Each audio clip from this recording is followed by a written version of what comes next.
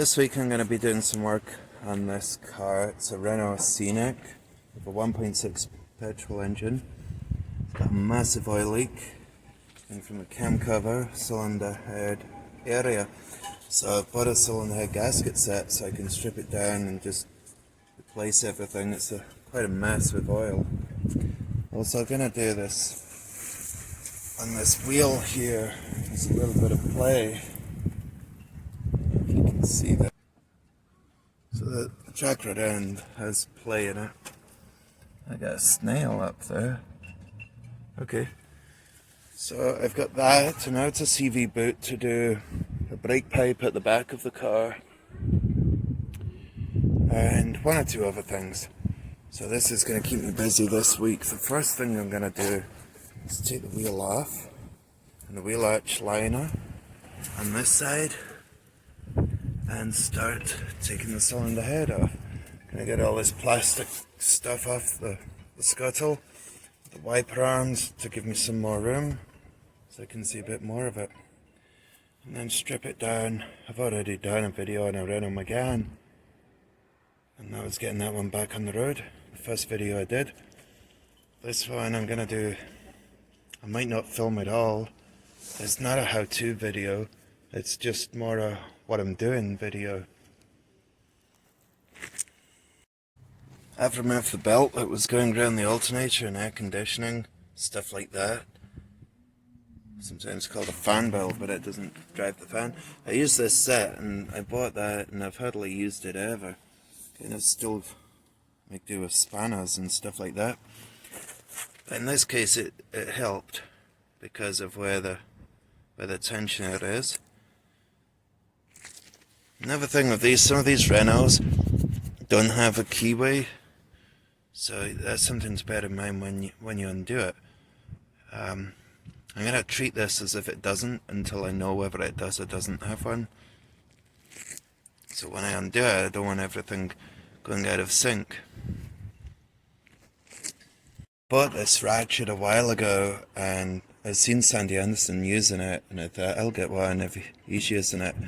Only to later see in another video that it wasn't that good. But luckily this one still works for me because it's been in the shed for quite a while. I've not even charged it, so that's kind of handy for me. Once I get this off, I'll be able to get the wiper arms off. It's just one more that I have to do.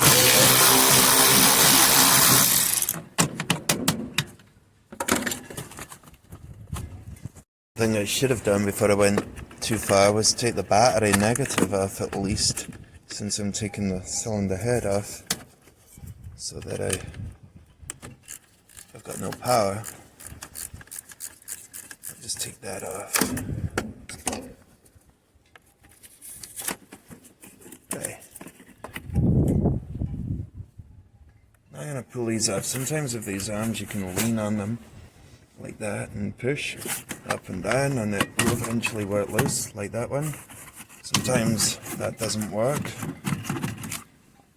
I bought a puller to get them off for a different car, and I've hardly used it because most of the time it comes off, but it's handy to have the puller in case you need it.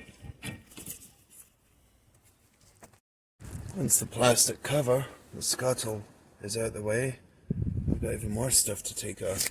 I'm going to take all this off, and the wiper linkage, and the wiper motors. So, nothing really exciting. I'll just undo all the bolts, remove it, and then we should see more of the engine underneath it. Now that that's all removed, I've got a lot more space. You can see what I'm going to do. See the oil that's coming into the intake. So I'm going to take this all apart, but I think I'm going to start with the intake, disconnecting the wires. Basically anything that's holding the head on is going to have to come off. So I'll maybe take that off first, and then I'll work to the belt, get the timing right, and take off the engine mount. See this brake servo, and there's a hose that comes onto the throttle body. Once I hadn't quite pushed one on right, pushed it on all the way, and the car was cutting out when you were braking, and it just wasn't ticking over fine. And that's all it was, it just needed pushed in. So if you are rebuilding this and it runs like that, like it wants to cut out when you're braking and stuff, maybe just try that with push back in again when you finish. Something different about working on the car when you get home compared to at work when you do this for a living. Wind chimes in the garden, it's more peaceful, relaxing in the sun. It's a different thing. I just enjoy it more. It's almost like when I started being a mechanic, that sort of feeling. You kind of lose that a bit at work. It becomes just a job, even though it's the same thing. It seems crazy, but it's the way I see it. Some days I just feel I'm just doing a job. But when I'm at home, doing the exact same thing, but at home, and it feels totally different. This is about as far as I can go right here. I've took the bolts out from down the back, and the heat shield that's on the exhaust manifold. The bolts out, the nuts actually, the nuts out of the exhaust manifold. And the injectors are staying in, I just disconnected them here.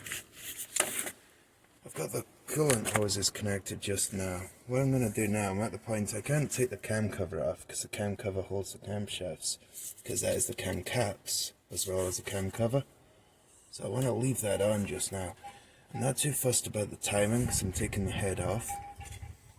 So what I'm going to do is take the timing belt off now and the engine mount. Once that's off, I can take the cam cover off and then just take the head bolts out, and that will do for today. I'm using this tool to help me get the pulley off that's just down there, because the way it's bent, it misses the phaser pulley or dephaser pulley. It misses it because of the angle of that. It's one of those things that you can get that actually really does help, especially when it's tight, because last time on mine, when I did mine, I had to put that into there like that, into the bolt, but then I had to put a lever pressing against that, the back of this, the whole time that I was pressing on there with a lever. I could then turn this, because it would have just rounded otherwise. It started to round off and chew up the head of it, so I thought I'll stop and get it. I didn't even know there was such a tool, but I found it somewhere, like Amazon or eBay. I came back to the car and made it a lot easier. Another thing with this is when you're fitting the belt, it's easier to put the belt around everything with this pulley that I've just undone the bolt. Right there, that one. With that out of the way. Okay. And wrap the belt round and put that in after. It's easy to put that in, easier than putting the belt round everything whilst that's there. That's the way that I found after doing a few of these engines. I found that worked better for me. And the pulley would just sit right here. You put the belt on like I've got it now, and then you put the pulley on, then you tension it. It's a lot easier like that. Now I can take the belt off. Take that belt, I've got a new one.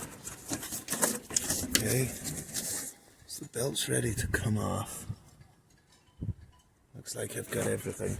On this side, I've got the water hoses, the coolant hoses, thermostat, all that stuff. So I'm going to take all those 10 mils out. I didn't get new ones of these two caps in the timing belt kit. As far as I know, I'll have to check the timing belt kit. As far as I know, it doesn't have them. And they're not in the head gasket kit either. So what I'll do is, when I take the top off here, I'm going to have to reuse them. And then I'll be able to hammer them back in again when I'm finished. But they weren't leaking anyway. They weren't the parts that were leaking on this engine. What a mess it was making. Doesn't look like the sealant here was leaking between them, but it was pouring out from the cylinder head down. It's just pouring out. Now that's off the side. That's the thermostat, coolant temperature sensor and stuff like that. That's off at the side. Looks like oil's been coming out of that. There must be some of those. Must be oil. What I'm going to do now is take the top off. I'm going to leave the cam position sensor. It only has a cam position sensor on the intake camshaft. That's this one. And I'm going to leave the bolt in here. That is the oil pump for the dephaser pulley. It's got a separate oil pump for the engine. That one's just for the dephaser. And it's easier not to bother taking that out than struggling putting it back in, because this is under tension inside, because that oil pump's driven by the camshaft. It's under a lot of tension, so I find it's better to leave that one in. It doesn't even need to come out. So start from the outside and work your way in. If you're not sure, do a spiral going in, and it's the opposite when you tighten it up. Start from the inside, go out. I don't take them all the way out. I do a little bit, and then a little bit in another row, and then take them out in stages. I don't want to pull the whole bolt all the way out. This, I think when you take all the bolts out, it's not going to come off anyway.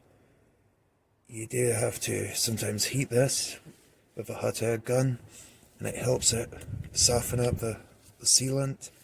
And then you can prise it carefully, because you don't want to break this thing. You can prise it off. That's usually a good place between here and under there. Anywhere like this, where there's dowel, it's going to be tight. A little bit of heat does help. Can definitely work around the dowels. There's one there, right next to the fuel line. So obviously be careful. Try and get these dowels. If that doesn't work, by heating it. Another way is a block of wood across the intake manifold to give you a fulcrum, a bit of leverage. And then what I'm going to do is actually use my arm, like the armpit, because I'm on my own, to lever that down whilst I hold a punch. This is a center punch, but a punch would do. And I'm going to use the hand that's holding the phone now that I'm filming it on. I'm going to have to not use the phone, because I'm going to use the hammer and hit down on this whilst I'm levering down with the lever jammed under my arm. So I'll hit that down and see how we get on. That way it definitely worked the best. Just tap, tap, tap, and then it came up. So that's better than the heat way. I think softening the bonding's also helped. So a combination of the two, but I couldn't just do it with a heat gun on its own. So now I just gotta lift it off the back too, and we can get the head bolts out.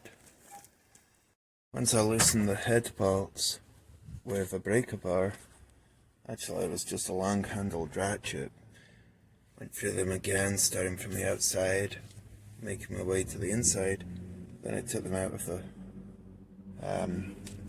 impact gun, and it's actually not bad, because this whole thing's took about 2 hours, and I'm ready to lift this into the shed, and then I'm gonna start. So when I finish up work, I can come home tomorrow and do the head rebuild, and then the day after when I come home I can put the head back on. The day after that I'll put the timing belt and water pump on. So it's all nothing too strenuous each day, a couple of hours each night. And then Saturday I can do the actual other MOT repairs. But this is help. This car belongs to my ex. So she's asked me if I could do it. Couldn't afford to pay a garage. So I've done it. But it means that my daughters will be able to get the mum to drive them around again. So I'll have to get on with it and get it done. It's got one clean cylinder, or relatively clean compared to the others. So I'm guessing that's one that would have been blown and coolant going through it. But I'll give this all a clean up as well. But that's a job for tomorrow.